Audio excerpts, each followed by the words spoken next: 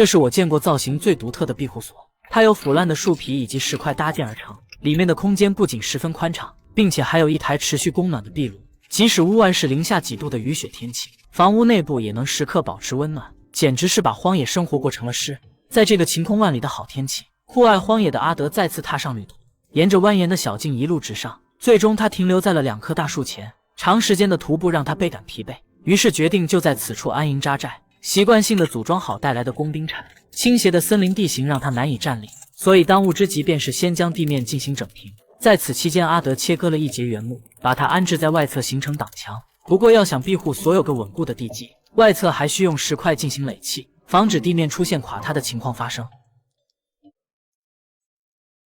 待外侧挡墙垒砌完成，然后便可以继续向里拓展，平出一块足够生存的场地。拥有强迫症的他，边缘都用原木进行了包边处理，确保平台足够工整且牢固。忙完这件事情，也已到了正午时刻。阿德在里侧清理出一块区域，利用石块依次向上堆起，打造了一台临时烹饪的壁炉。随着炉火逐渐燃起，他将带来的食材混合均匀，用饼皮包裹严实，切成小块串在烤签上，利用炭火的余温慢慢烘烤。待肉末烤制的滋滋冒油，便可品尝到只属于他自己的人间美味。饱餐过后，阿德并没有过多的休息，而是利用切割好的枯木，快速订设了一张单人床板，解决了晚上睡觉的问题。他在墙边分别安插了几根立柱，打造了一个简易围栏，按照垒砌外侧挡墙的方法，也一并用石块进行垒砌，既能提高庇护所的安全性，同时也提升了美观性。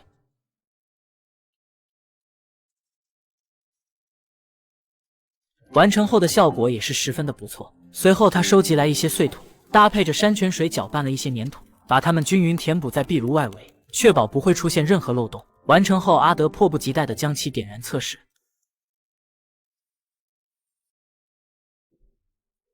在确定没什么问题之后，他这才开始打造庇护所的主体框架，每一步都在规划中有条不紊地进行着。相较于别人的建造方式，阿德有着自己的一套做事风格。先将大门给制作好，随后再完善庇护所剩余的构造。由于懂得保护林木资源的重要性，框架的搭建他都选用的枯木，屋顶则用自己带来的防水材料装订。至于四周墙面的密封，这些腐朽干枯的树皮便是首选材料，只需将其切割成合适的长短，便可依次钉设在框架上。期间缝隙处他都进行了封堵，毕竟野外早晚温差较大，要保证屋内的密闭性。此外，考虑到屋内的采光，阿德还事先预留了窗口。除此之外，里侧挡墙他也都进行了装饰，确保外观风格统一，解决了墙体的密封工作。他用碎土将屋顶覆盖严实，减小雨天雨水滴落的嘈杂声，同时也能避免防水塑料长时间的风吹日晒。等把外部的建设全部完成，阿德拿出带来的透明塑胶玻璃，给前后的窗口进行了密封。随后在窗前的位置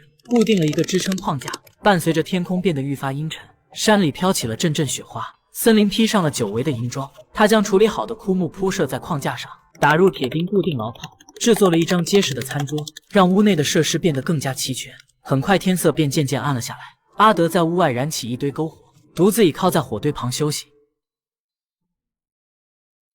直至肚子发出阵阵警报声。又到了大家最爱的美食环节，今晚吃的是葱椒牛肉盖面。炒好的牛肉末与通心意面搅拌均匀，放进壁炉中大火炖煮。出锅前再放几块芝士片，不出片刻时间就能吃上这美味的一餐。虽然搭建庇护所足足花费了他1周时间，但一想到未来在山中有了一个安稳的居所，所做的一切都是值得的。可以偶尔来山里体验不一样的生活，放松自己疲惫的身体。